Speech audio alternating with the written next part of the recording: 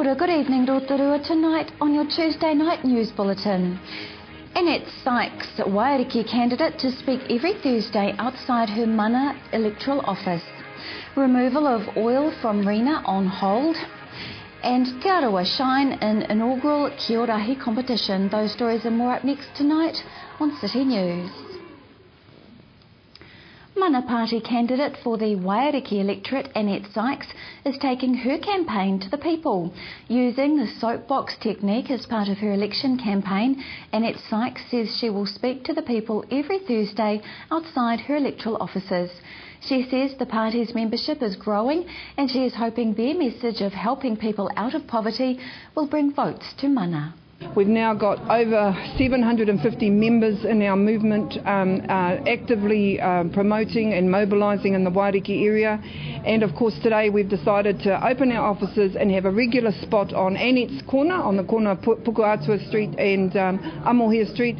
And what we're doing is actually trying to motivate and energise firstly our young people to get onto the roll, and secondly to think carefully about who they vote for and hopefully make a decision to vote right. We have a special two-part interview with Annette Sykes tonight on City News. Swells peaking at 4 metres around the stranded cargo ship Rena meant pumping operations remained suspended today. However, salvage experts are continuing with other work on board the vessel, such as cleaning out the engine room, getting more equipment on board and creating more workspace. About 90 tonnes of oil was able to be pumped off the vessel before pumping was halted last night, leaving an estimated 1,300 tonnes of oil aboard the ship.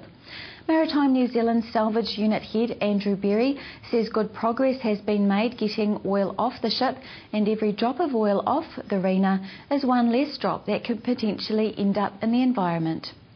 Meanwhile, National On-Scene Commander Ian Neblock says there was no fresh reports of oil on beaches so far today, but teams of trained responders and volunteers are ready to swing into action when more oil comes ashore. The Wildlife Centre reports 207 live birds are now in care, as well as 3 seals, while nearly 1,300 dead birds and 4 dead animals have been recovered. A massive street parade starting from the lakefront and proceeding through Eat Street and Government Gardens to its final destination of the Energy Event Centre will mark the beginning of the end of our Rugby World Cup 2011 celebrations. Locals are being encouraged to get dressed in their favourite team colours and head to the Lakeside Village Green on Sunday by 4 p.m. to take part in the parade. The parade will then make its way to the Energy Event Centre for the final fan zone, which will offer an array of entertainment before screening live coverage of the Rugby World Cup 2011 Grand Final match. Doors to the last fan zone open at 5 p.m. to tie in with the parade's arrival, followed by 4 hours of fun, entertainment, food, prizes and the kids zone, all lined up before the final kicks off on the huge screen at 9 p.m. In sport tonight, 13 Te Arawa Kiorahi players have made the national men's and women's team after a successful showing in the inaugural Kiorahi Championships in Taupo. Kiorahi is a traditional Māori sport which is like a mishmash of a number of sports such as rugby and basketball. Te Arawa took out the Open men's division with Ngāpuhi winning the Open's women division. And Te Papa Tākaro o Te Arawa General Manager Paura Te Hurihanganui says the revival of Kiorahi has been a goal for Te Arawa in recent years.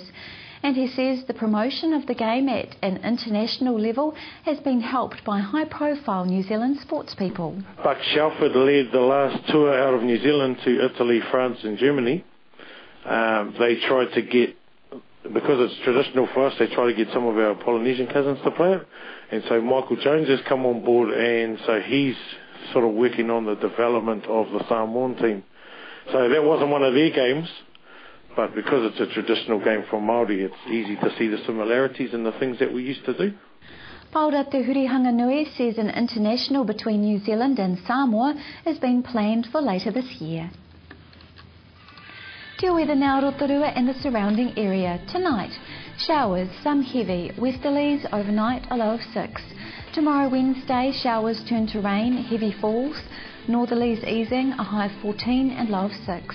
Long range for Thursday, early rain then fine, westerlies developing, a high of 20 and low of 8. Marine forecast for Lake Rotorua for Wednesday, tending northerly 15 knots in the morning, waves less than half a metre, fair visibility and a few showers, some heavy and possible thundery from afternoon with poor visibility.